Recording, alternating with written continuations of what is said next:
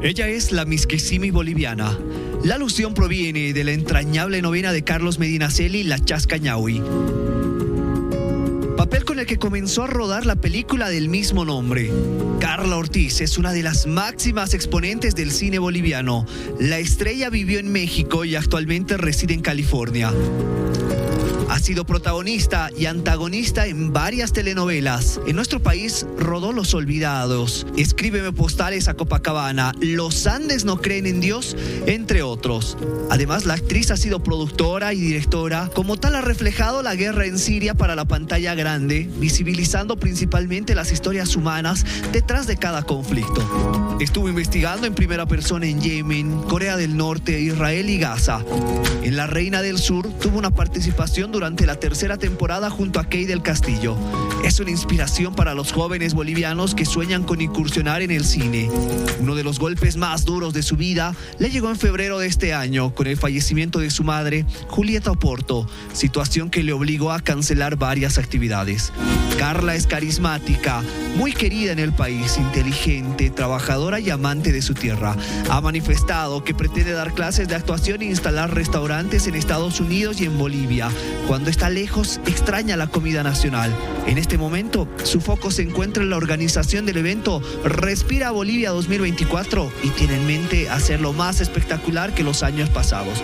Buenas noches, bienvenidos. Comienza Aquí en Vivo con Carla Ortiz. Buenas noches, queridos amigos, qué gusto saludarlos. Hola Bolivia, gracias por estar junto a la señal de la Red Bolivisión. Sí, hoy arrancamos con una pequeña parte de la gran biografía que tiene esta mujer boliviana que ha llevado muy en alto el nombre de nuestro país, que ha cumplido el sueño de muchas mujeres, sí, la actuación, las telenovelas, en fin, está con nosotros en estudio. Carla Ortiz, bienvenida, querida amiga, buenas noches, qué gusto. Buenas noches, muchas gracias. Buenas noches, Bolivia, gracias Bolivisión, gracias por ese video tan hermoso que han hecho.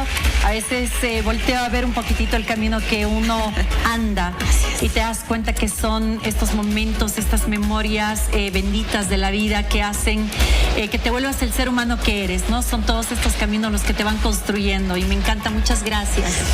Yo voy a compartir un sentimiento que de seguro muchos lo han tenido, que es cuando te vimos en telenovelas mexicanas y decíamos, ella es boliviana, ella es de mi país y no podíamos creerlo y te veíamos tan linda, radiante y además, bueno, incursionando en la actuación y de una manera impecable. ¿Tú lo soñaste cuando eras niña, Carla? ¿Alguna vez te visualizaste con todo esto? Totalmente, imagínate que a mis 4 años yo sabía que iba a ser actriz, era como ese sueño que tú dices, es algo que va a suceder, que tiene que suceder en mi vida. Entonces, ese camino tan hermoso que vas recorriendo, cuando tienes 4, 5, 6 y le cuentas a la gente tus sueños, voy a ser actriz y todos se burlan y todos te miran, ay sí, claro, por favor. Y de repente el momento que pasa, antes de que pase ese momentito, viste, antes de que suceda, cuando estaba en Televisa junto a Miss Universos, Miss Mundo, actores, actrices que se han preparado, hijos de famosos, y de repente decir, ¿tú quién eres? Yo soy boliviana, soy actriz, a ver, ¿qué has hecho? Bueno, quiero hacer, ya sabes, y llega ese momento en el cual estás en la pantalla y de repente sales a la calle y la gente te reconoce, te empieza a pedir autógrafos en un país como México y sabe quién eres. Y me acuerdo que los seguridades venían en Televisa detrás de mí diciendo, qué responsabilidad, no se acerquen, no, yo por favor, que sí se acerque, que se acerque, quiero ver cuál es el sentimiento de dar un autógrafo y luego ver cumplir tus sueños y luego hacer películas. Uno de mis sueños más grandes era poder hacer cine en Bolivia, ¿no? Y el 2017 tuve la oportunidad, 2007, 2008, tuve la oportunidad de hacer Los Andes no creen en Dios. Entonces, ese era el sueño de la niña de 4 años. Ahí les cuento, a mis 4 años yo soñaba con sentarme en un cine, comer pipocas y verme yo en la pantalla grande. Y me acuerdo que en el estreno de justamente Los Andes no creen en Dios, decía, faltan mis pipocas.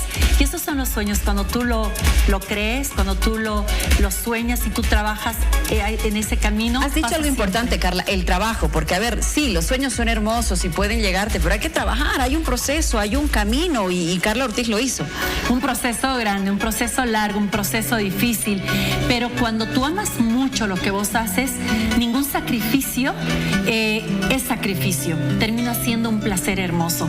Y se empiezan, por eso te decía un momento, cada memoria es un momento importante de tu vida y te duele y sufres y lloras porque son más puertas de no y el público solo ve los sís y solamente ven tus éxitos, tus triunfos, solamente te ven llegar a la alfombra, te ven en una entrevista arreglada, pero no ven lo que pasa todo el tiempo antes de eso, y son carreras de demasiado trabajo, de mucha dedicación, de mucho esfuerzo. Seguro que sí. Bueno, nosotros estamos a nivel nacional, Tufi también está con nosotros y ansioso de conversar contigo. Carla, Tufi, adelante. Claro que sí, buenas noches, Luciana. Hola, Carla, qué gusto enorme verte. Un abrazo solidario por lo de este año, pero te veo ya con un ciclo nuevo hacia adelante. Carla, ¿cómo es posible que una boliviana conquiste México, conquiste Hollywood, más de una decena de películas, decenas de telenovelas? Me imagino que es mucho más difícil para alguien de nuestro país conseguir ese éxito. ¿Cuál es la clave? Mi Tufi querido, antes, qué lindo escucharte, qué lindo hablar contigo y poder comunicarme con todo el resto de nuestro hermoso país. Gracias por esta conexión. Mira, esta era la pregunta que yo siempre odiaba a lo largo de mi carrera, porque en realidad me he convertido como en la persona exótica del cuarto, ¿no? Cuando todos les pregunté y les decían, ¿de dónde eres? Bueno, yo soy colombiana, yo venezolana, yo de Bolivia. ¿De qué? Bolivia. Sí, Bolivia. ¿Y cómo es Bolivia? Y todos los demás desaparecían. Entonces, para mí, al contrario, ha terminado siendo la bendición más grande ser Bolivia. No había un punto de referente, entonces una responsabilidad más grande, porque tenía que ser yo la persona que dé esa referencia, tenía que ser yo la persona que marque cómo son las personas bolivianas. Era la primera actriz en Televisa, era la primera actriz haciendo telenovela, la primera boliviana haciendo también series y programas de televisión. Entonces es difícil porque no hay punto de referencia y porque no tienes quien te recomiende, pero al final para mí ha sido una bendición precisamente porque fui la primera. A ver, Carla, nosotros mientras te estamos escuchando, a mí me llamó mucho la atención el éxito que tú has tenido en otros países, las oportunidades que te han dado otros países, pero entiendo que Carla siempre ha tenido el sentimiento por volver. Carla dice, sí, yo soñaba con verme en una pantalla, lo hiciste en Bolivia también y en varias oportunidades y rozándote con artistas de talla internacional impresionante, pero Carla está en Bolivia y Carla suma a su país, ¿cierto? Bueno, estoy intentando pasar un 20-30% de todo lo que es mi tiempo en Bolivia. Tenemos una empresa, un emprendimiento importante con mi familia. Este año que mi mamita ha partido, creo que ha sido lo más hermoso el haber decidido regresar desde el tiempo de la pandemia y dedicar este tiempo al país. Y bueno, es la fuerza que me da, es mi motor, mi familia, la que he escogido, que son mis amigos y mi equipo. Mi familia es sangre, que es lo que más amo, son mis raíces, es todo para mí. Entonces siento que si no vengo acá, no cargo gasolina y no tengo fuerzas para poder seguir allá y poder traer oportunidades, poder traer producciones, poder traer sueños de lo que yo veo allá y traerlo acá para poder cumplirlo en mi Bolivia y poder ser una voz para aquellos que no tienen voz en diferentes partes del mundo y poder ser una embajadora del amor, una embajadora de la paz, porque soy boliviana, porque lato dentro del corazón de América Latina y porque soy el corazón de mi Bolivia, porque soy cochabambina. Carla, he leído que tus proyectos siguen intactos, que tienes varios por delante, entre ellos talleres de actuación, por ejemplo, para impartir en Bolivia, tus restaurantes que también estás desarrollando y además seguir en el cine en ese sentido. ¿Cuál es tu próxima película, Carla? Bueno, les voy a dar una premisa. Eso, venga. A finales de noviembre estoy filmando una película en la ciudad de Cochabamba. Es una coproducción también extranjera. Voy a estar a cargo de la producción. Fue una idea que teníamos que hacer en Argentina y he logrado traerla a Bolivia para poder estar un poquito más de tiempo con mi familia y al mismo tiempo poder lograrlo con artistas bolivianos. Vamos a tener, es increíble el talento que va a estar en esta película, pero cuando ya estemos más cerca, voy a hacer toda la propaganda y todo, bueno, les voy a dar todas las noticias que sean, pero es una película que reivindica a la mujer boliviana, específicamente la fortaleza que tenemos, el cargo social que tenemos al tratar de emular lo que es la perfección de ser mujer, porque me parece que venimos de todas esas mujeres tan valientes históricamente y tenemos esa carga de responsabilidad que termina siendo un honor para la mujer boliviana. Así es que ya lo van a ver, estoy con el resto de los proyectos también en pie. Estamos con una serie que acabo de filmar en Los Ángeles. Es un piloto, si es que arranca, bueno, estaré filmando enero, febrero y marzo allá. Y bueno, mi Chascañahui la continuaré, tuve que hacer una pequeña pausa.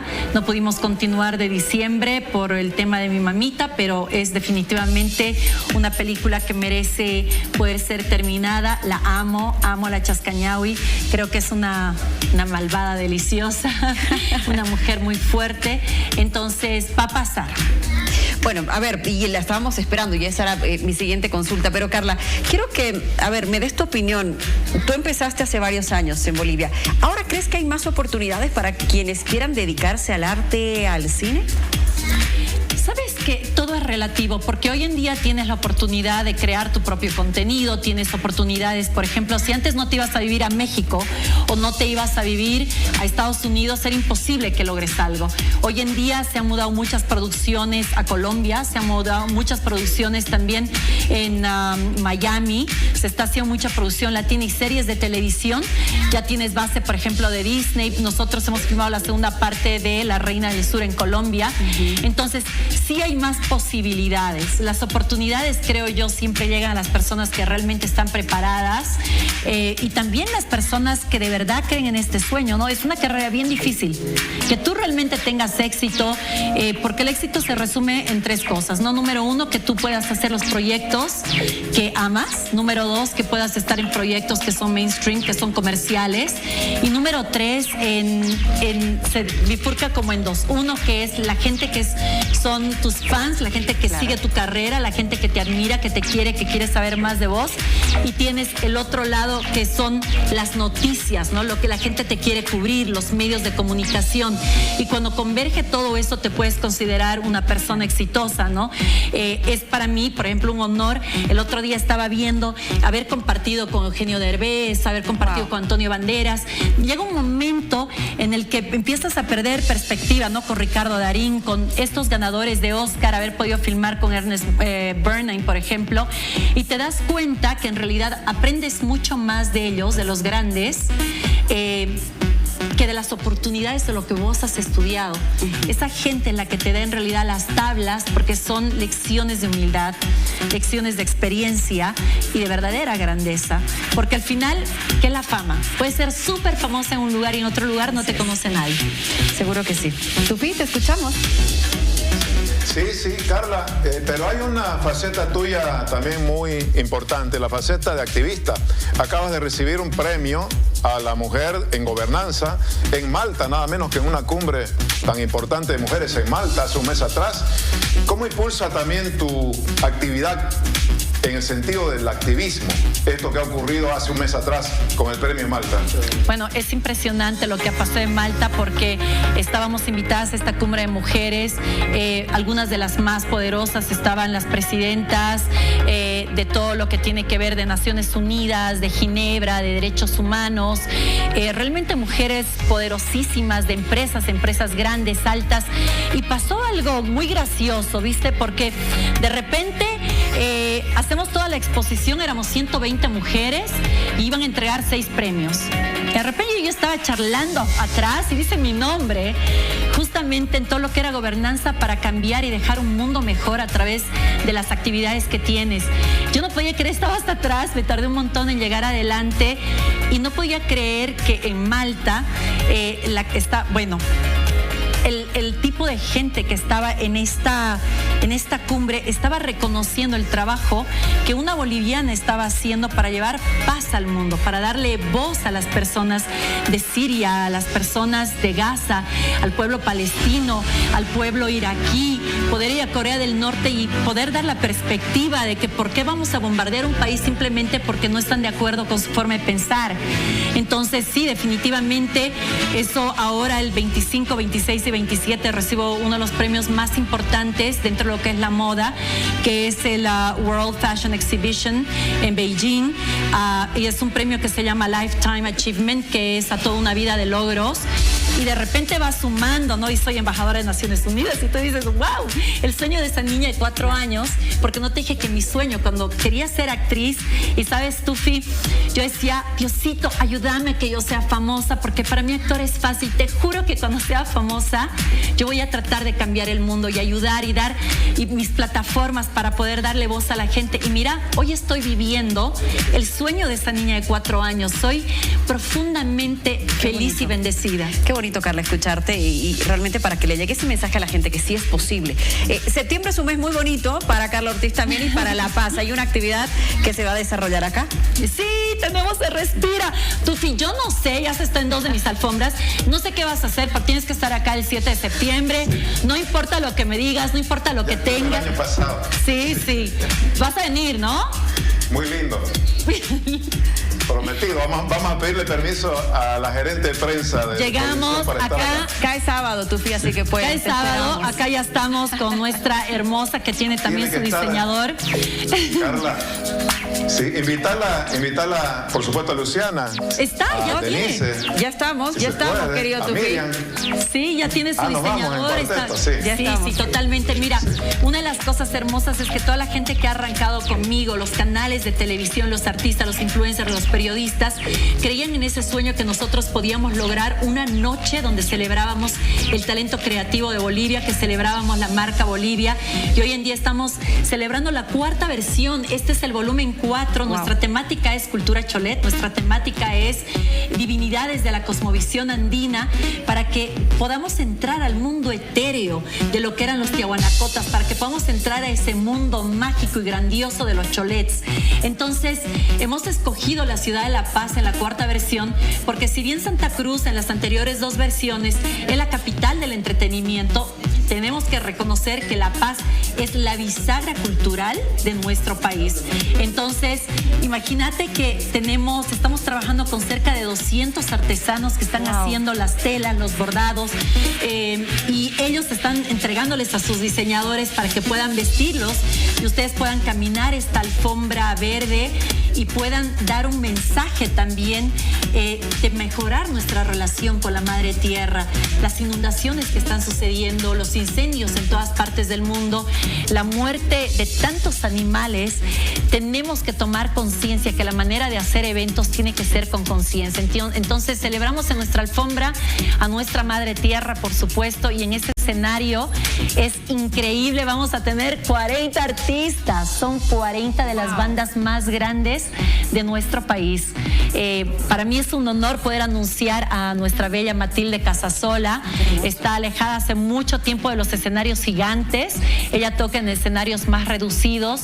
Es tan exquisita que realmente es un honor increíble tener a semejante maestra. Va a estar el Papirri, va a estar el grupo Guara, va a estar Alcohólica, va a estar Yactaimanta. Bueno, tenemos por supuesto un montón de lo que son los nuevos talentos, la música urbana, tenemos a los DJs, tenemos a Desaire, los Bolitas, bueno, María Juana. Es realmente hermoso lo que vamos a lograr y las colaboraciones. Estamos haciendo fusiones increíbles y además más tardecito ustedes van a escuchar el lanzamiento de la canción oficial de este volumen 4, que ya estamos en Spotify, estamos en Instagram.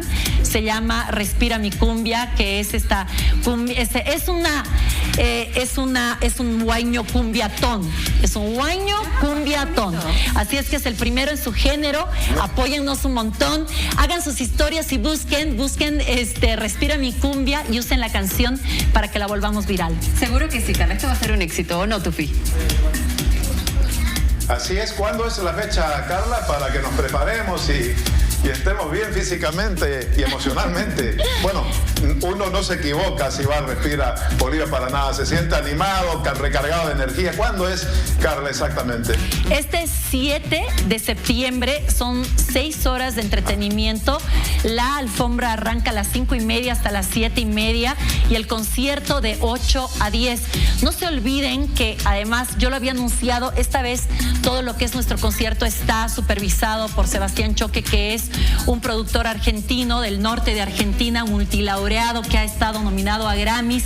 Entonces prometemos un show impecable musicalmente. Ustedes ya conocen lo que es Respira, pero lo más importante es que ustedes vayan a apoyar a todo el talento creativo. Ustedes por 100 bolivianos pueden apoyar a esas 40 bandas, ver a 175 las personalidades más importantes del país. Van a estar gente como ustedes, va a estar el equipo nacional de fútbol, van a estar las cholitas escaladoras, van a estar deportistas. Bueno, la lista realmente es increíble, así es que los esperamos en Mayasa. Es una oportunidad súper grande donde todos podamos unirnos y poder celebrar Bolivia en todo lo grande. Gracias, Carla. Gracias por visitarnos, gracias por tu experiencia, gracias por compartir tus sueños y por ser un ejemplo de que sí, definitivamente se puede. Mil gracias por estar en esta casa. Gracias, mi amor. Gracias a vos y a todo Bolivia. Gracias, los espero en Respira Volumen 4 este 7 de septiembre. Los quiero. Carla Ortiz estuvo con nosotros aquí en vivo.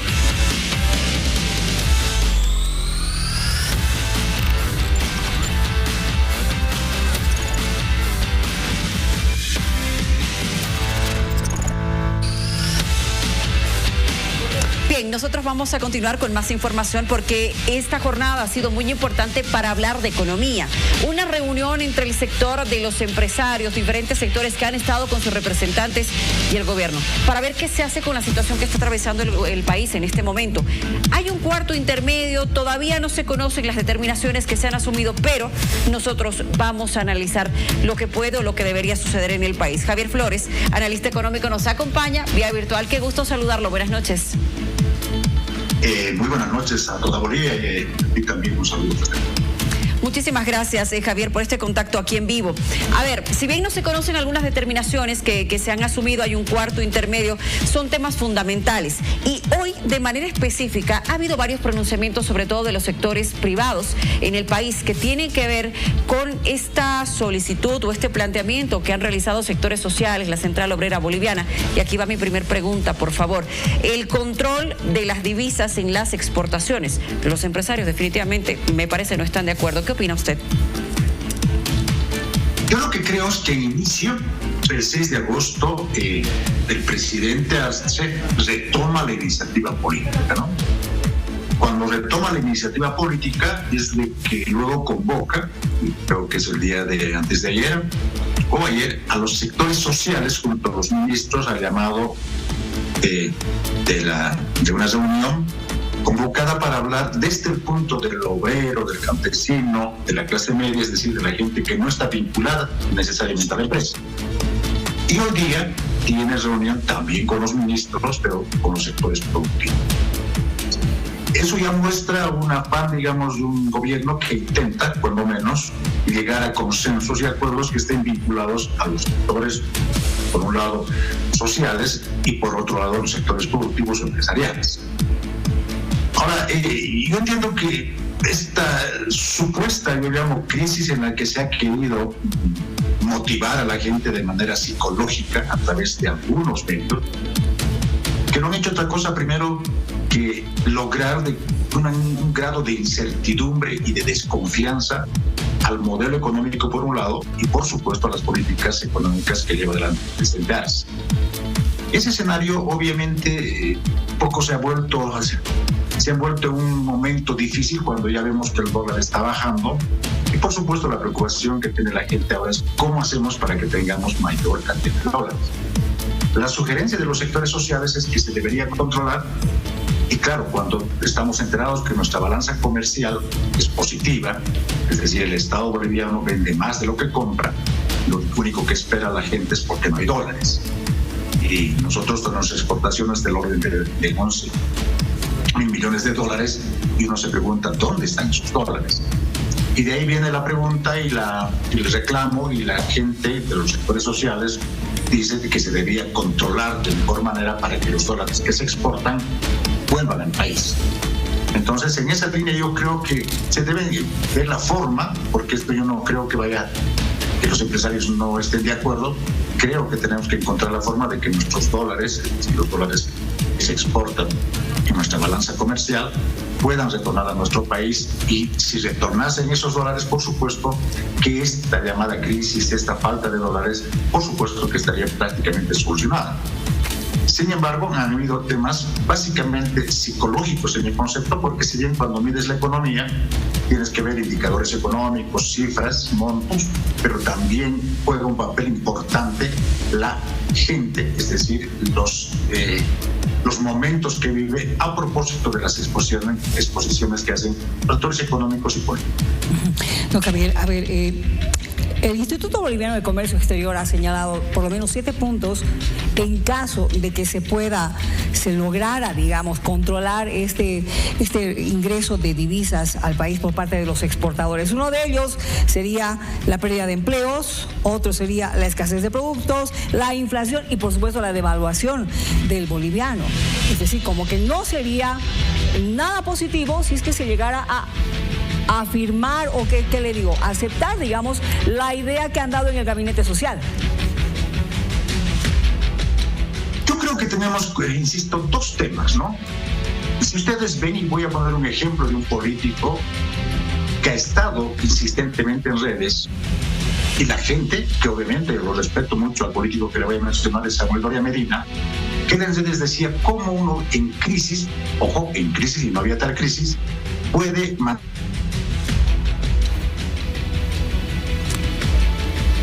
y como es un empresario que tiene recursos, lo que ha hecho es, se ha refugiado la gente en los dólares, generando mayor demanda de ese producto que ha sido más mediático que en cifras o en indicadores.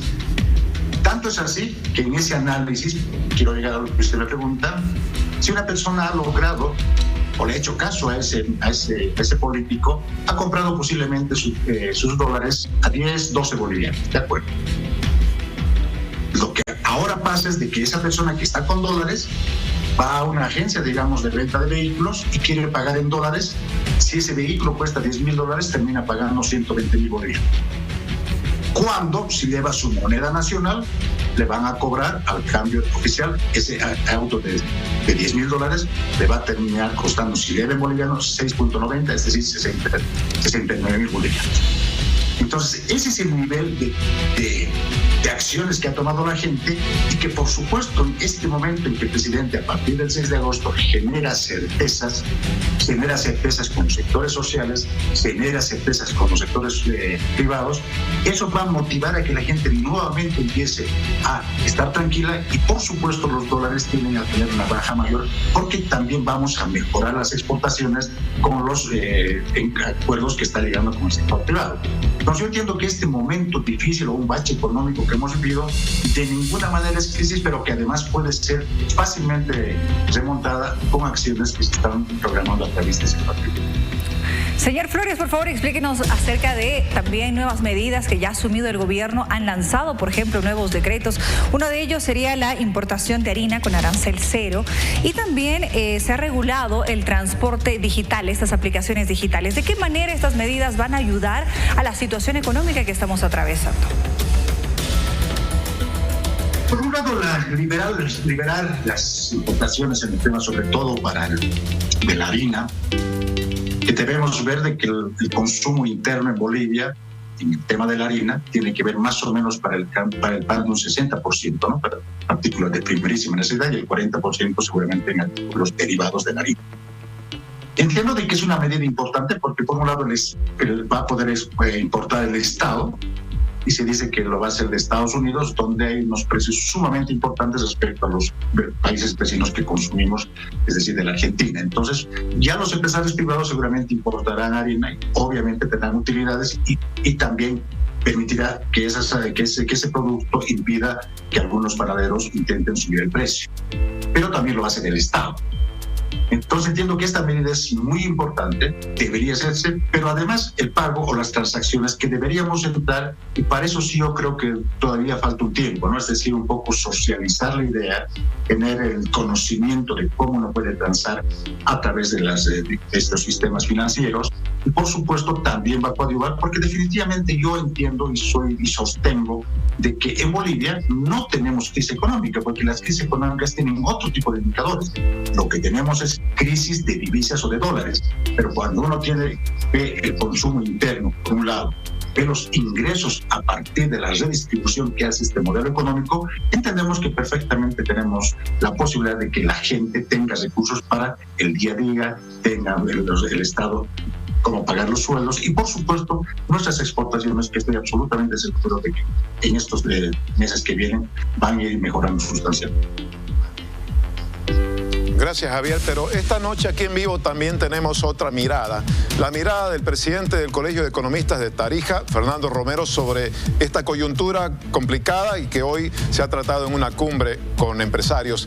Fernando, el analista Javier acaba de decir que no hay crisis económica en el país, sino lo que hay es una crisis de divisas. ¿Cuál es su opinión al respecto? Bueno, yo creo que estamos viviendo tal vez realidades diferentes.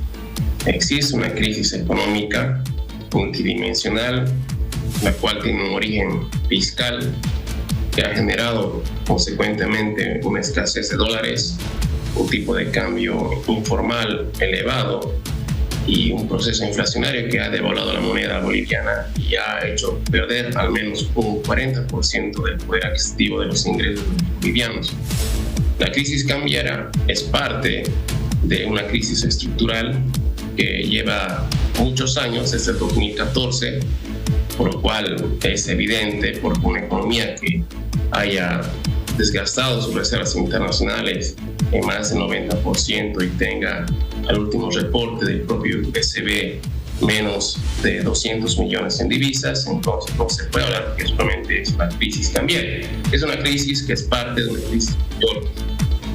Entonces creo que en ese contexto, si es que no estuviésemos en crisis, no hubiese sentido que se haya convocado a la reunión entre el gobierno nacional y el sector privado, que creo que ambos están indicando y están dando con esta reunión una búsqueda de soluciones, ¿no? Por eso hubo el diagnóstico, pues hoy hubo las propuestas correspondientes, aunque todavía no se ha cerrado nada de acuerdos entre ambas partes, hay decretos de promedio, pero creo que no se puede negar la realidad y si se hace la pregunta no solamente a economistas, sino a políticos, pero también a la sociedad y la población, creo que ellos pueden decir claramente que estamos en una crisis y eso lo sienten principalmente en sus bolsillos.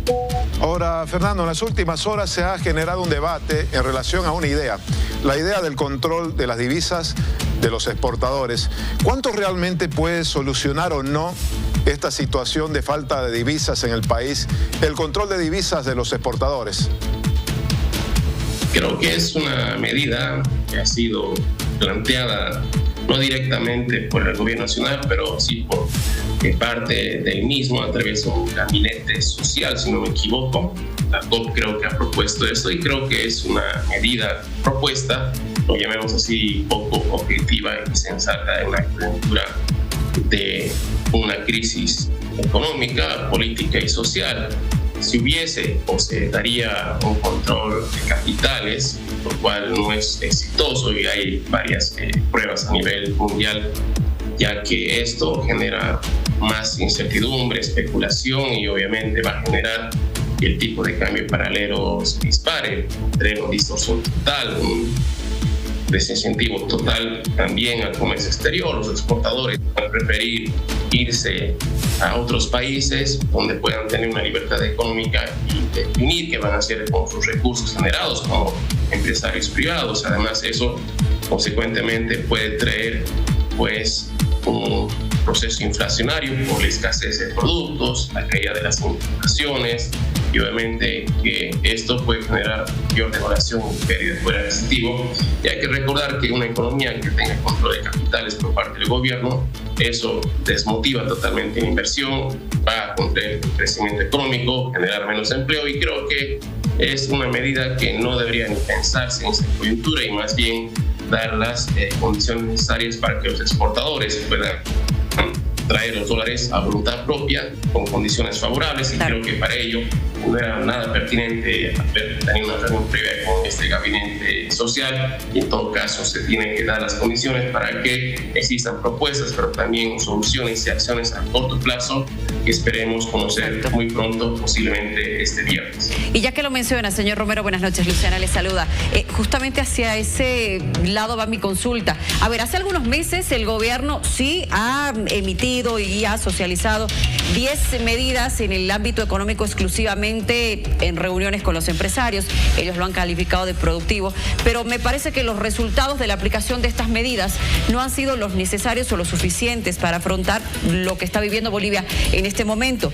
¿Tendremos en esta reunión ahora soluciones o planteamientos tangibles para el bolsillo de los bolivianos, soluciones inmediatas para nosotros, para la población?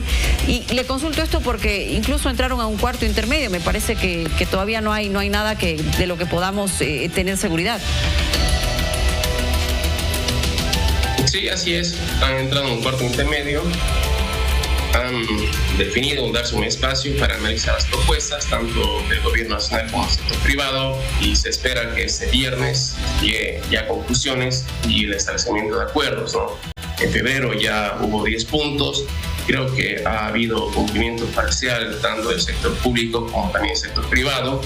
Esto no ha sido luego muy productivo porque no ha resuelto el principal problema, que es la escasez de dólares, que ha originado luego desabastecimiento de carburantes, también las importaciones más costosas, devaluación de la moneda y un proceso inflacionario importante, ¿no?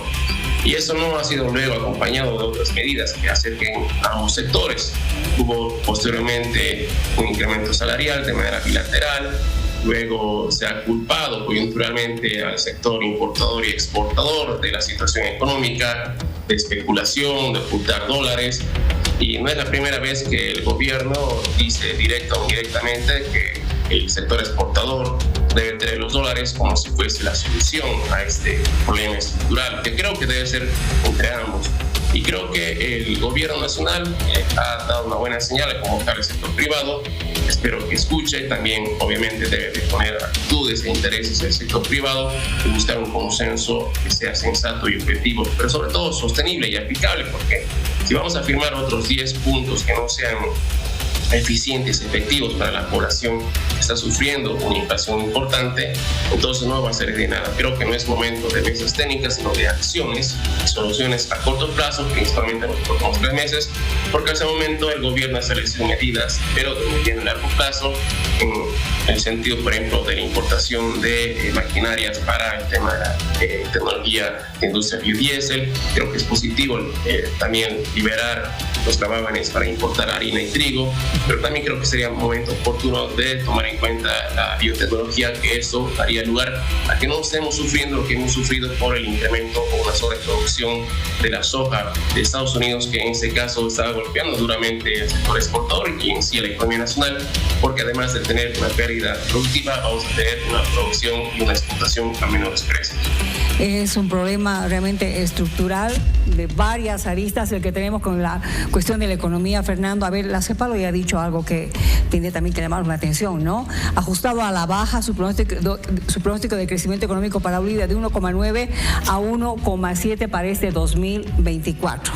Mientras nosotros lo que queremos es que crezca nuestra economía, pero también estamos pidiendo que haya mayor inversión, que haya mayor exportación, que haya mayor seguridad jurídica, generación de empleos. Y escuché a alguien del Colegio de Economistas de Santa Cruz decir dar incluso incentivo tributario, especialmente para aquellos que están en el comercio ilegal.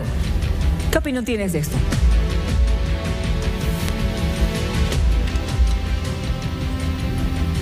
Fernando, ¿me escuchas? Ahora sí. Ahora sí. No escuché la otra parte. A ver, la última parte, voy a ir por la última parte, porque todos queremos realmente crecimiento económico para el país, con muchos aspectos, ¿no? Como, ¿no me escuchas?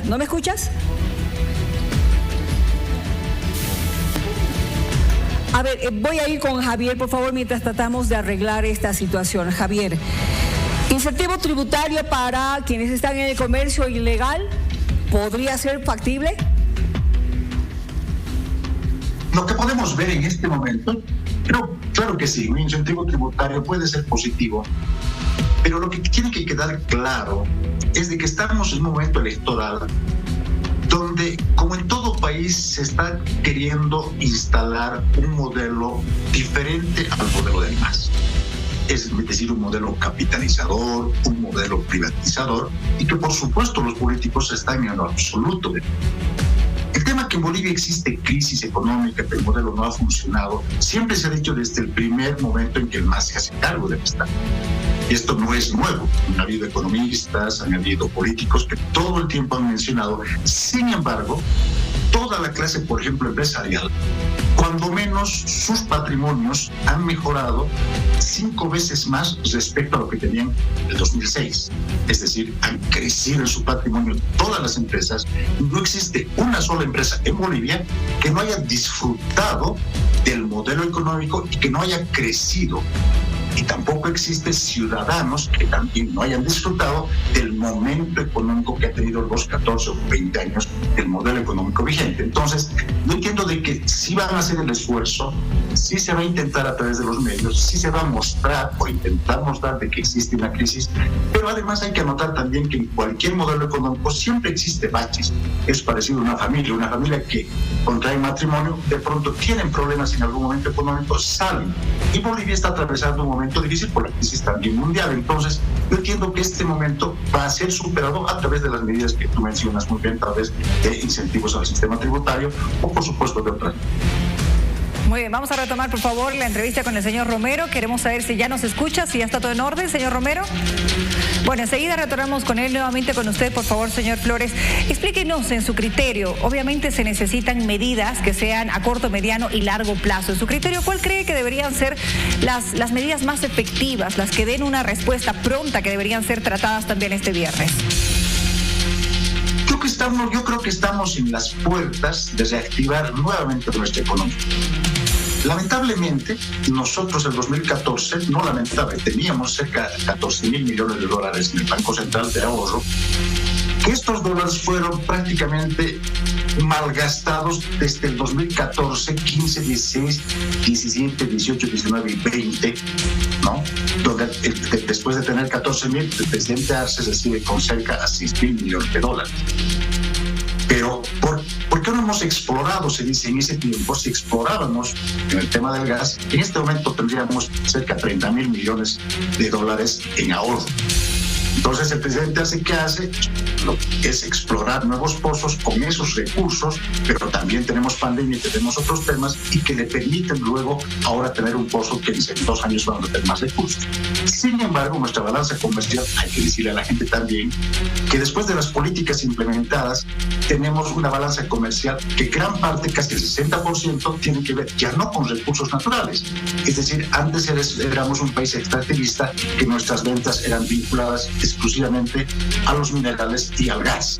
Ahora tenemos a la soya, sus derivados, tenemos al tema manufacturero, y el 60% de nuestras exportaciones, de nuestra balanza comercial, está vinculada al sector privado, por un lado, pero que además fortalece de manera unánime las exportaciones para llegar a 11.000 millones de dólares. Bien, queremos agradecerle mucho, por favor, don Javier Flores, analista económico, y también al señor Fernando Romero, que desde Tarija nos ha acompañado con esta postura en torno a la situación económica del país. Visiones diferentes. Lo cierto es que los ojos de Bolivia hoy, en tema de economía, están centrados en lo que pueda surgir en esta reunión entre sectores, empresarios privados y el gobierno, que en este momento está en un cuarto intermedio. Vamos a estar atentos a los resultados. Hacemos una pausa. Quédese con nosotros, aquí en vivo. Más adelante vamos a hablar de un tema que está preocupando a nivel internacional, y esta alerta que ha lanzado la Organización Mundial de la Salud, viruela del mono y estas otras variantes que están preocupando sobre todo a sectores como el Congo. Le tendremos el detalle aquí en vivo.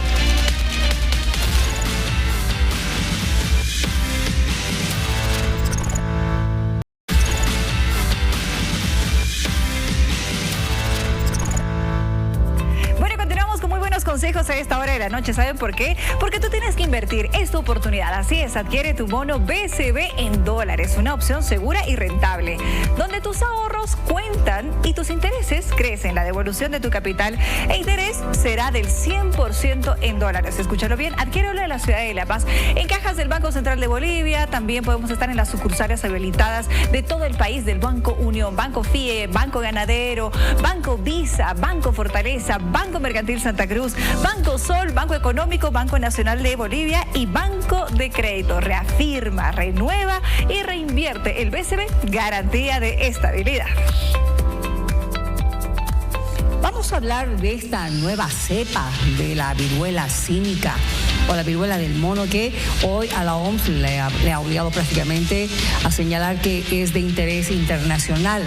¿Por qué? Porque ya se están registrando varios contagios. ¿Dónde? En África, evidentemente. Estamos con el doctor Rodrigo Arce, que es un epidemiólogo boliviano y que actualmente se encuentra trabajando e investigando en Estados Unidos. ¿Cómo está, doctor? Un gusto saludarle, porque creo que hemos tenido la oportunidad de hablar cuando estábamos en este problema de la pandemia, el encierro y todo aquello. Ahora tenemos que hablar de esta otra amenaza. Espero que no sea motivo para que volvamos a encerrarnos, espero que no, porque finalmente estamos hablando de una enfermedad que apareció en 1970 en el Congo, ¿verdad? Sin duda, ¿cómo estás? Primero, un gusto saludarte también. Es un tema de no acabar, ¿no? Siempre hay nuevas enfermedades emergentes o reemergentes. En este caso, es una enfermedad que, como tú dices, empezó en el Congo, la conocemos mucho tiempo, más de 50 años, y ha tenido muchos brotes a lo largo de la historia, sobre todo en el África, pero se vuelve muy importante el año 2022, también por la importante atención que teníamos con respecto a enfermedades emergentes, pandemias y demás, por un aumento de casos significativo que empezó a expandirse en América Latina y en Europa, ¿no? Bueno, en las Américas en general, ¿no? América del Norte también. También nació del África, pero en un subtipo que era un poco menos agresivo, ¿no? El subtipo 2. El subtipo que ahora está circulando, una nueva variante, es del subtipo 1, que era históricamente más agresivo y que está mostrando, sí, no solo características un poquito distintas con respecto a su transmisión, sino que está empezando a ver a personas mucho más afectadas en grupos etarios que antes no estaban tan comprometidos, como personas menores de 17 años y contacto no necesariamente como era asociado antes de manera sexual, sino también contactos de todo tipo, ¿no? Es por eso que llama la atención de la Organización Mundial de la Salud y genera esta alarma, ¿no? Este nuevo subtipo que ha aparecido parece ser más agresivo, pero sobre todo está empezando a aparecer casos en regiones muy cercanas a países que tenían ya esta transmisión intrínseca de mucho tiempo y mismos países que no tenían muchos casos o no habían reportado casos antes, ¿no? Por eso llama mucho la atención. Nos preocupa en Latinoamérica porque hemos visto muchos casos en Brasil, el 2022, el 2023. Este año ha habido muchos casos en Perú, en Argentina, en Colombia, y aunque en Bolivia no hemos reportado nuevos casos desde febrero, marzo del 2023, sin duda un poco nos alerta de que podríamos empezar a ver casos por la cercanía de Brasil y Perú, que todavía tienen un problema muy presente. Claro, y tienen un ingreso internacional muy grande, ¿no es cierto? Un tráfico aéreo muy grande. A ver, 3,6% de mortalidad. ¿Qué me dice aquello con relación a este nuevo virus o esta nueva cepa?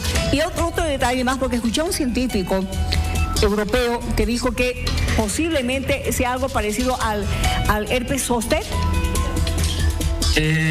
Sobre todo la asociación que puede tener, no estoy seguro a qué se refería el colega, pero es que afecta mucho a las personas inmunodeprimidas, ¿no? En el África, sobre todo, la mortalidad está muy asociada a personas que tienen o han tenido contacto o tienen VIH-Sida y, bueno, tienen un sistema inmune poco competente, ¿no? Y que causa, obviamente, una enfermedad mucho más severa.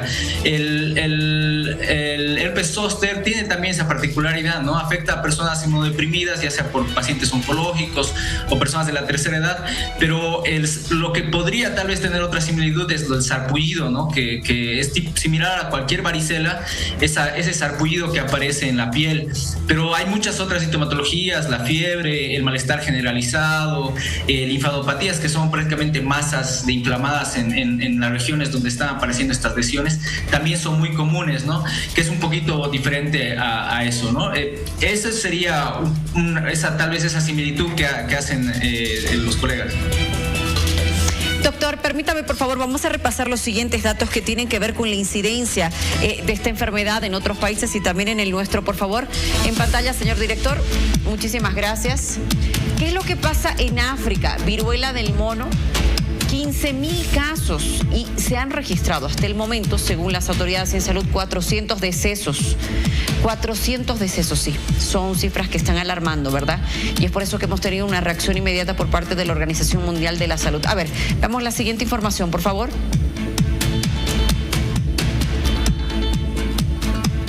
Ya la tenemos en pantalla, ahí estamos viendo, son casos en Bolivia. Esto pasó el 2022, en La Paz 9, en Santa Cruz 237, en Cochabamba 15, en Potosí 1, Oruro 1, de igual manera Chuquisaca un caso y Tarija no registró casos. A ver, son las últimas cifras que se tienen y vamos contigo, Tufi, para seguir con las consultas con nuestros invitados. Así es, Luciana. Emergencia internacional ha declarado hoy la OMS por la viruela del mono. ¿Qué acciones se tienen que tomar en Bolivia? Es la pregunta. Hoy decía un infectólogo que debe reforzarse la vigilancia en aeropuertos, pero también dotarse de un stock de vacunas. Estamos con el exministro Aníbal Cruz. Doctor Cruz, ¿qué piensa usted que se debe hacer en el caso boliviano en relación a esta declaración de emergencia internacional por la viruela del mono? Bien, primero debemos aclarar el motivo de la emergencia internacional que declara la OMS. La OMS declara emergencia internacional en previsión a que esta enfermedad no se propague a nivel mundial. Hemos pasado la pandemia del COVID, estamos muy asustados por estas enfermedades transmisibles. Sin embargo, esta enfermedad no es como el COVID.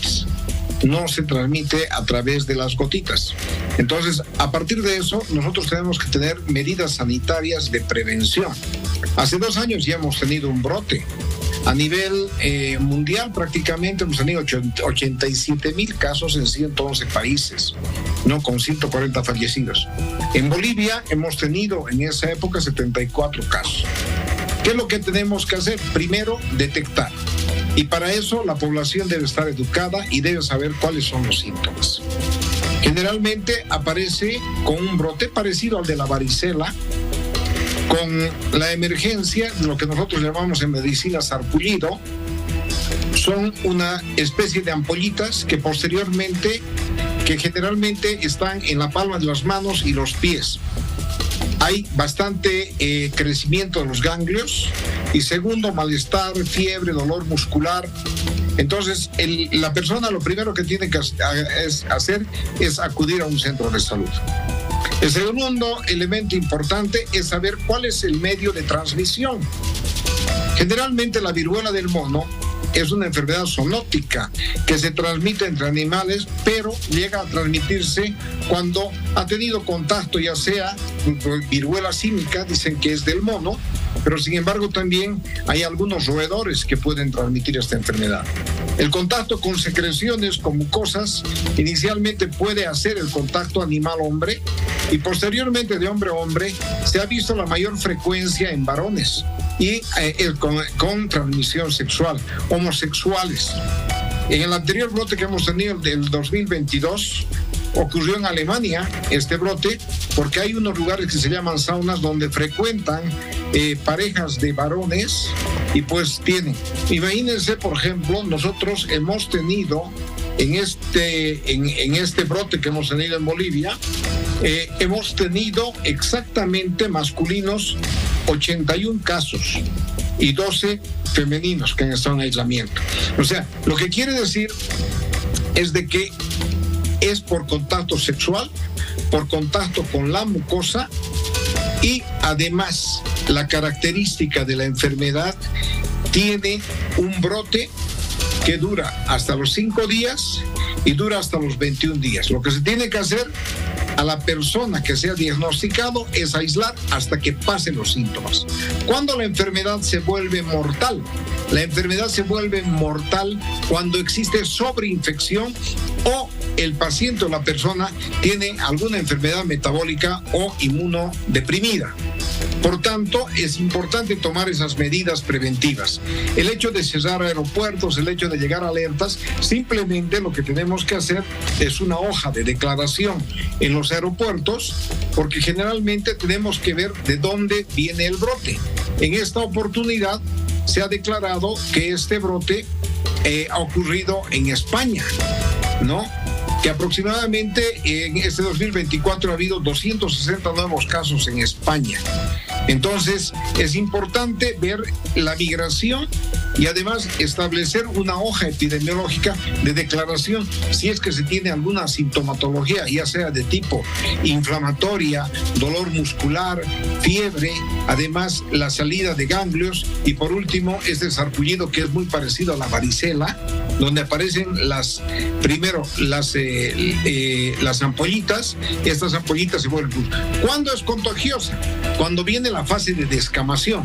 Esta ampollita que se vuelve amarilla, que se infecta, luego se seca y aparece una cosa y cae, este es el momento de contagio. Puede ser también por contacto de superficie que podemos nosotros contagiar. Entonces, las medidas de bioseguridad que hemos aprendido en la pandemia, el importante, el lavado de manos, el uso del alcohol en gel, son elementos preventivos. Se ha inventado también un tipo de vacuna para esta y además las personas que están vacunadas con para la varicela también tienen cierto grado de inmunidad, ya que este virus es muy parecido al de la varicela y tiene cierta genética parecida a la de varicela y es sensible a aquello. No nos olvidemos que este virus no es de una familia Oxoviruaes que tiene de origen los simios. Es una enfermedad de hace 40 años y lo que yo pediría a la población boliviana es tener más bien orientación. La alerta sanitaria es para evitar el contagio, pero lo importante es cualquier sintomatología parecida a la mencionada, que acuda a un centro de salud para que se haga el diagnóstico respectivo. Después, no es una enfermedad transmisible que nos puede dar una situación como la pandemia del coronavirus. Bueno, gracias, doctor. Vuelvo con el doctor Arce. Doctor Arce, ¿cuánto de recomendable es la vacunación? ¿Estará disponible en el país la vacuna respectiva? ¿Qué tipo de tratamiento tiene que encarar un paciente enfermo con la viruela del mono? Si es posible que nos explique si requiere alguna internación igual. La internación depende mucho de las características de los pacientes, ¿no? Estoy muy de acuerdo con todo lo que ha dicho el doctor Cruz. Sin duda es importante como aclarar un poco la gravedad del problema. Es importante la prevención. Lo que se está haciendo ahora es prevenir. Justamente hay vacunas que son disponibles en este momento en la mayoría de Estados Unidos y en Europa. No estoy seguro de que estén disponibles en este momento en el país. Seguramente habrá que tener una discusión amplia sobre si queremos o no tener estas vacunas disponibles. Nuestra población en riesgo tal vez es mucho menor, pero podría ser importante adquirirlas para tener un stock que pueda ser utilizado en caso de un brote que no podamos contener de otra manera.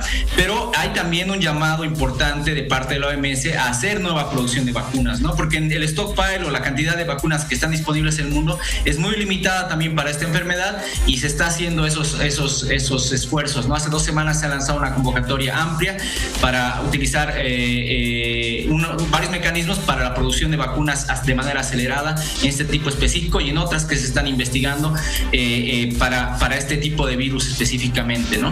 Ahora, obviamente es muy importante la prevención en general.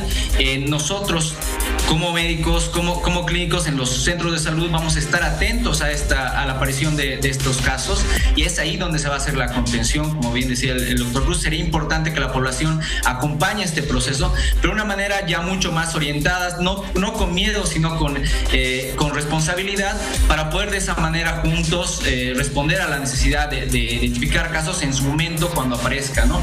Es importante saber que, como quedaba claro también, que es un poquito diferente a las características que tenía en el pasado, ¿no? El brote del 2022 y que termina el 2023, cuando se llama al cese de la emergencia sanitaria en su momento.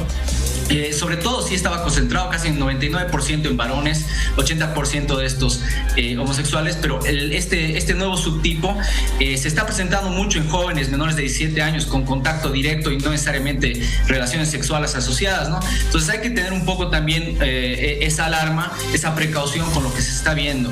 Con los números que se han presentado hay todavía mucho que se está informando. Algunos hablan de más de 550 muertos en este brote del 2024, pero en total desde el 2022 ya estamos con casi 100,000 casos confirmados alrededor del mundo. Sin duda no es algo nuevo, pero sobre que va a requerir que nos actualicemos nuevamente y, como tú bien mencionabas, que hagamos las gestiones necesarias para tener un mejor sistema de respuesta que incluya vacunas, pero también incluya la preparación del personal que va a atender a estos pacientes en los próximos meses, si es que llegaran a llegar casos, ¿no? Y de eso se trata correctamente, como usted lo señalaba, se necesita respuesta y necesitamos estar preparados. Nosotros hemos buscado a las autoridades para saber qué dicen, hablar acerca de estos índices. ¿Habrá casos en Bolivia que se han registrado? ¿Cuáles son las medidas de prevención que se van a utilizar?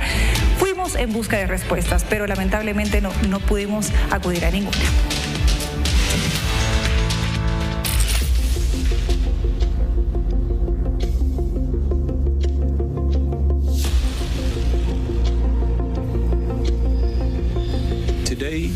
The emergency committee met and advised me that, in its view, the situation constitutes a public health emergency of international concern.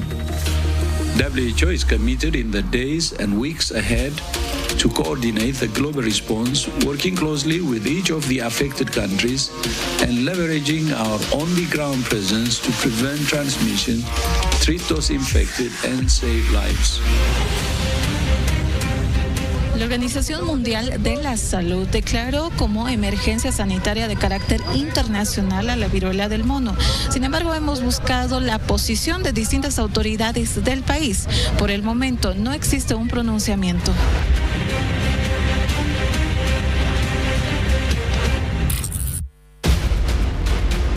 Bueno, y esta parte de lo que se está realizando esta investigación a nivel internacional, después de esta llamada por la alerta mundial, sobre todo para poder tener financiamiento y mayores recursos. Pero ¿qué se está haciendo en nuestro país? Señor Cruz, usted con la experiencia que tuvo como autoridad en salud, ¿usted podría decir que nuestro país está preparado? ¿Qué es lo que deberíamos hacer específicamente? ¿Habrá los recursos para poder adquirir, por ejemplo, la medicación, vacunas en caso de que tengas que ser de esa manera? Mire, lo primero que tenemos que hacer es la información. Para hacer un manejo epidemiológico, la población debe estar debidamente informada y a través del ministerio, siempre el ministerio se debe convertir en ente rector. Entonces, la información debe ser fluida, la información debe ser permanente de los servicios departamentales de salud y a través de los servicios hacer en los centros de salud que corresponden. El segundo elemento, decirles de que lamentablemente, pese a haber pasado una pandemia, nosotros todavía no estamos preparados para recibir otro tipo de pandemia. Lamentablemente, durante todo este tiempo, si bien se han equipado los hospitales, los laboratorios, no se olvide de que cuando nosotros tuvimos la pandemia y yo estaba de ministro, no teníamos un laboratorio que diagnosticaba el COVID, teníamos que mandar a Atlanta y después de 4 días tener los resultados. Actualmente podemos contar con laboratorios y la sugerencia al ministerio es de que se tienen que equipar mejor los hospitales y se tiene que tener una gráfica permanente, diaria, como un medidor de todas las enfermedades transmisibles para que de esta manera nosotros podamos controlar los brotes y podamos hacer un manejo. Mientras tengamos solamente una reserva en la información, pues prácticamente no estamos haciendo nada. Es importante, la población debe estar constantemente, hemos aprendido mucho en pandemia las medidas de bioseguridad y nosotros gestores de salud debemos permanentemente estar informando y educando a la población sobre este tipo de enfermedades. Este brote de la viruela del mono, si podemos ver que es una emergencia sanitaria de la OMS, es para prevenir más bien la propagación de la enfermedad y debemos estar en alerta no solamente para esta enfermedad, tenemos la coqueluche y tenemos otras enfermedades también que están acechando en nuestro medio y que el constante control epidemiológico debe manejarse de esta manera con el rector que es el Ministerio de Salud. Doctor Arce, permítame la siguiente pregunta. Cuando hablábamos de COVID-19, hablábamos del momento de la enfermedad, de las vidas que se han llevado, pero también de las secuelas posteriores. En esta mutación de este nuevo virus del Mpox, como se lo ha denominado ahora, el virus símico, se habla también de secuelas que pueda dejar esta enfermedad al margen de lo visual, de lo físico y en la piel y las lesiones que puedan quedar. En este momento, lo que conocemos de esta subvariante es que todavía se limita, es autolimitada en la mayoría de los casos. Todavía tiene un prodromo muy similar al que describió el doctor Cruz con respecto a 5 a 21 días de aparición de los síntomas, pero en lo general suele ser autolimitada y se autorresuelve en los pacientes que pueden tener un sistema inmune competente, ¿no? Y son sobre todo esas lesiones, escarificaciones o heridas las que quedan visibles. No hay nada con respecto al largo término, ¿no? Pero obviamente la cantidad de casos que hemos visto y la cantidad de personas afectadas no ha permitido tampoco observar a lo largo del tiempo, en 5 o 10 años, qué podría estar asociado a eso. Lo que sabemos es que enfermedades similares como la viruela común o la viruela de vacas, que es muy similar también a la viruela de mono, no genera muchas complicaciones a largo plazo. Son sobre todo estos problemas en la piel que bien mencionabas. Por ese lado, entonces, todavía no tenemos ninguna alarma. Sin embargo, siempre se investiga más, siempre hay que estudiar más. En este momento no conocemos de otro tipo de consecuencia a largo plazo más que las heridas, en los que obviamente tienen un buen desenvolvimiento de la enfermedad y terminan resolviendo, ¿no? Ahora, en las personas inmunodeprimidas obviamente puede causar la muerte por sobre todo el sistema inmune comprometido que recibe una enfermedad como esta, que es muy expansiva y produce una fiebre muy fuerte y otros problemas asociados. Y muy fastidiosa además, doctor Arce. Muchísimas gracias, doctor Rodrigo Arce, lo mismo al doctor Aníbal Cruz, a ambos expertos, grandes profesionales que nos están dando, por lo menos en medio de esta emergencia, tranquilidad, señores. No dejar de vacunar a los niños contra la viruela, contra el sarampión. Eso es muy importante para que sigamos adelante. Bueno, más adelante vamos a hablar acerca del decreto supremo que establece, señores, el registro de aquel transporte con aplicaciones digitales. Atención con lo que viene.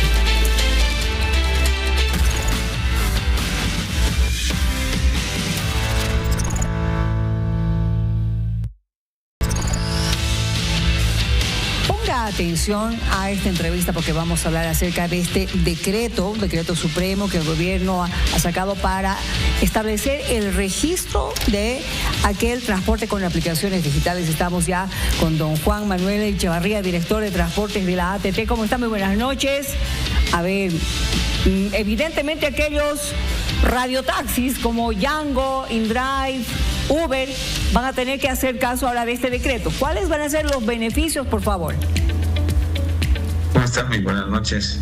Sí, la verdad que este decreto es un paso muy importante para el tema de Bolivia, un paso para lograr un transporte más seguro, más responsable y pues bueno, no solo responde a la demanda legítima de las confederaciones de transporte, tanto el transporte libre como el confederado, sino que también bueno, refleja el compromiso del gobierno nacional del presidente Lucho con la seguridad y el bienestar de todos los ciudadanos, ¿no? Pues nosotros como ATT, desde la gestión 2023, hemos venido trabajando en este tema del decreto supremo. Ha sido un diálogo constante y abierto con diversas asociaciones de radiotaxis, tanto en La Paz, Cochabamba y Santa Cruz. En estas reuniones pues también han participado junto con nosotros actores claves como el Viceministerio de Transportes, el Viceministerio de Telecomunicaciones, el Viceministerio de Seguridad Ciudadana, además de las asociaciones de radiotaxis y los representantes del transporte, como le mencionaba, ¿no? Entonces, este esfuerzo conjunto pues ha dado como resultado la declaratoria de este decreto supremo que tiene como objetivo el registro de las aplicaciones móviles que hoy en día facilitan el transporte público, ¿no? Este registro va a ser muy importante, va a estar bajo la responsabilidad del ATT, es un registro netamente digital y va a asegurar que las aplicaciones que operan en el país lo hagan bajo un marco de seguridad ciudadana y protección de los derechos de los usuarios. señor Echevarría, este decreto apunta esencialmente a reforzar la seguridad para los viajeros, para los ocupantes de estos taxis, o apunta también a algún aspecto tributario, considerando que algunas de estas marcas tienen relación con algunas marcas internacionales, porque daría la impresión que más bien la gente las busca porque encuentra más seguridad que el transporte informal, que es masivo en el país. Sí, precisamente tiene dos objetivos clave. Uno es el tema de la seguridad ciudadana. El decreto va a reforzar la obligación de que tienen los conductores de transporte de tener la tarjeta de identificación del conductor, que se denomina TIC, y que es emitida por la policía boliviana, ¿no? Entonces, de esta manera se quiere asegurar que la persona que está delante del volante pues cumpla con los estándares de seguridad exigidos por nuestras leyes, ¿no? Y como bien lo decía también, busca también la protección de los usuarios, ¿no? Con este decreto vamos a tratar de que vamos a buscar más bien que se formalice también este trabajo de estas empresas que en muchos casos son internacionales y que, por ejemplo, no tienen una representación en el país. Pues bueno, ahora en el marco de este decreto se va a buscar que estas empresas establezcan un domicilio legal aquí en Bolivia y obviamente a partir de eso también acaten toda la normativa que se tiene para el tema de transporte, ¿no? Seguro que sí. La consulta de Tufí también iba por el sentido de cómo se vela por la seguridad de los usuarios de los otros tipos de transportes que hay en el país. Pero la consulta precisa, por favor, los requisitos. ¿Cuáles son estas empresas a través de este decreto supremo? ¿Qué requisitos deberán cumplir? El día de hoy se ha lanzado el decreto. El mismo establece que se tienen 60 días para que la ATT establezca un reglamento específico, y también el Ministerio de Gobierno a través del Viceministerio de Seguridad Ciudadana también tienen que realizar una reglamentación específica para el decreto, ¿no? Entonces, a partir de hoy, 60 días, nosotros vamos a trabajar, pasar este reglamento, y en el mismo precisamente vamos a determinar y definir cuáles son los requisitos mínimos que tiene que presentar una empresa para el tema del registro. Señor Echevarría, por favor, si nos puede explicar un poquito más acerca del tema económico, porque también ese seguramente va a ser importante para el usuario. El hecho de que se quiera formalizar esta actividad va a requerir también de nueva documentación. Quizá también hayan sanciones para las personas, en este caso para las empresas que no cumplan. ¿Y se va a regular entonces el precio también de las carreras, de las distancias?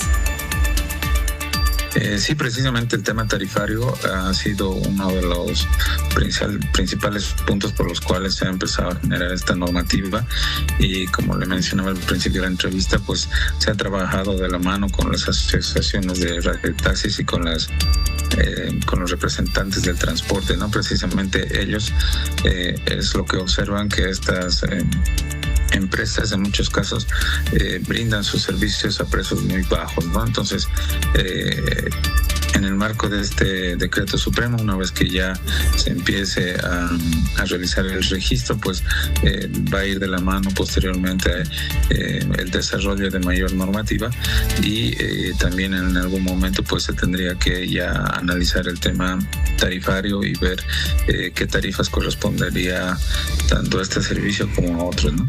Creo que ahí no estoy de acuerdo, le cuento directo, porque es por la oferta y demanda. Algunos sí son más caros que otros. Pero quiero enfocarme a otro tema, porque si bien evidentemente se van a registrar quienes son conductores de este tipo de empresas, se va a velar por la seguridad del usuario. ¿Quién va a velar por la seguridad del chofer? Vámonos al otro lado. Claro, una vez que un conductor quiere afiliarse a estos operadores, a estas empresas, pues también le piden ciertos requisitos, ¿no? Entendería que a partir de ahí también se tiene que velar por el tema de la seguridad de los conductores, ¿no? Creo que el hecho de que ya también un conductor cuente con su tarjeta de identificación, pues también coadyuva, digamos, al control por parte de lo que es la Policía Boliviana y el Viceministerio de Seguridad Ciudadana. Señor Echevarría, ¿este decreto va a plantear algún trato diferenciado entre las empresas de taxis que estén bajo aplicación? Me refiero a si tendrán mayores obligaciones que, por ejemplo, los taxis libres o el transporte cooperativizado.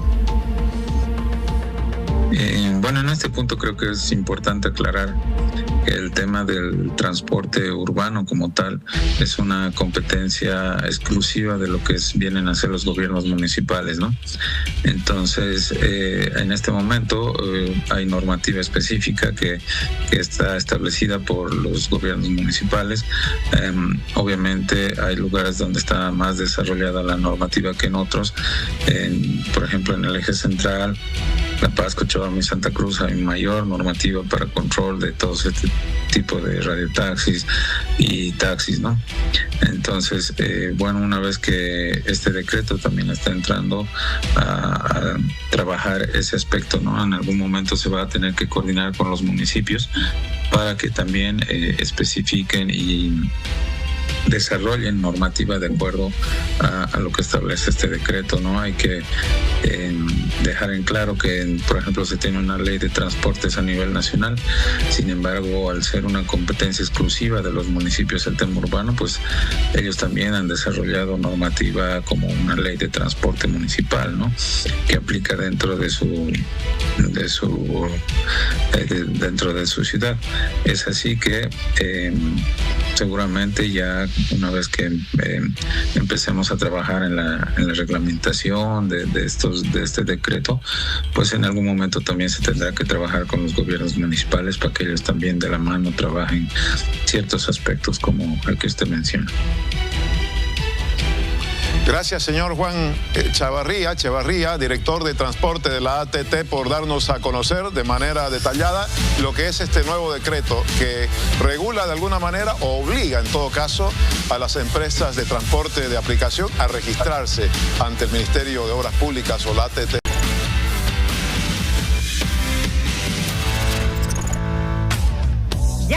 Final, por favor, presten atención porque tenemos que hablar de Almanza. Así es símbolo de estilo, de calidad, de moda, de esfuerzo y dedicación.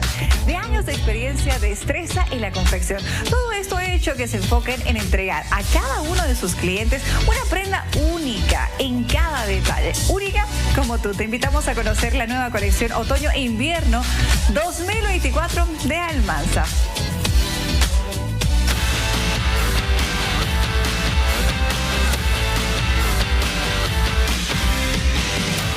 Noticias internacionales. En esta oportunidad me he enfocado en Perú. Chicas, quiero que vean por favor estas imágenes y díganme qué piensan ustedes. Llegan desde Lima, Perú, y vean ustedes a esos dos estudiantes. Son dos jovencitos de 14 y 16 años. Este hombre les robó un celular. Ha llegado a la motocicleta y les robó el celular. Pero ¿qué pasa? El hijo mayor empieza a golpearlo, se defiende a puño limpio. Vean por favor, la niña sin miedo agarran y empiezan a golpearlo, reducen su motocicleta y vean, el niño, el adolescente de 16 años empieza a golpearlo en el rostro y evita que se lleven el celular. Por un lado, la gente ha quedado sorprendida, pero también, ¿qué piensan ustedes? Wow. Es un riesgo, es peligroso. Totalmente. No, seguro que sí. La seguridad física está primero, ¿verdad? Antes que lo material. Pero yo me imagino que también este jovencito salió en defensa de su hermana, intentando que a ella no le pase nada. Es muy probable. Puede ser una reacción inconsciente, ahí, ¿no? Sí, o sea, que ha sido... Pero le fue re mal al pobre, no diré pobre, al sinvergüenza, que tratando de robar ha recibido, yo creo que la paliza de su vida. Claro, y ahí actúan además ya varios peatones o vecinos, de seguro, sí, ¿verdad? Sí. Llegan también a este lugar. Llega ya los vecinos, ayudan, lo reducen, recuperan el celular. Esta persona fue aprendida, pero sorprende, obviamente. Así, al igual que estas imágenes que también llegan de Perú. Vean, por favor, ese vehículo azul, quiero que lo identifiquen. Van a ver quién está en el capó. Un policía. Un policía. Estaban en plena persecución. Y el chofer, que era el que estaba cometiendo el delito, no pensó dos veces y mira, lo arrastró al policía. El pobre se aferraba al capó desesperadamente para no ser expulsado. Afortunadamente lo han aprendido. Este hombre no tenía licencia de conducir y también fue detenido y acusado por tentativa de homicidio. Ambos casos registrados en Lima, Perú. No, ese también no es, ese es el auto de acá, lo lleva el policía ahí.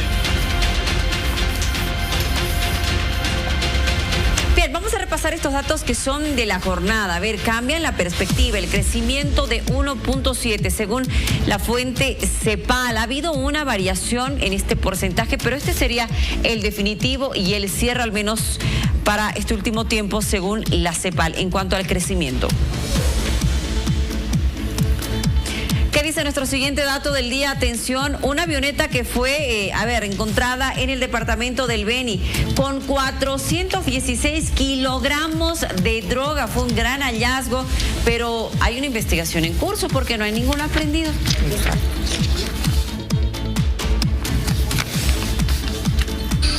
Bien, seguimos repasando. Tenemos nuestro rostro del día y es él, quien preside la Organización Mundial de la Salud luego de haber dado esta noticia a nivel internacional y esta alerta para los países debido a la gran cantidad de casos de la Mpox, la viruela del mono en su nueva faceta. Llegamos al final, ya nos despedimos, Tufi. Me asusta irme a dormir con el tema de la viruela del mono, pero esperemos que mañana sea un día bonito, por supuesto. Jueves, ¿no? Sí, así es. Va a ser. Sobre todo para los celestes, no sé. Ay, no toques temas tan delicados. No hablemos del tigre. No hables de amarillo tampoco. Vámonos. Chao, Tufi. Chao, Tufi. Buenas noches. Hasta mañana. Gracias. Que estén bien.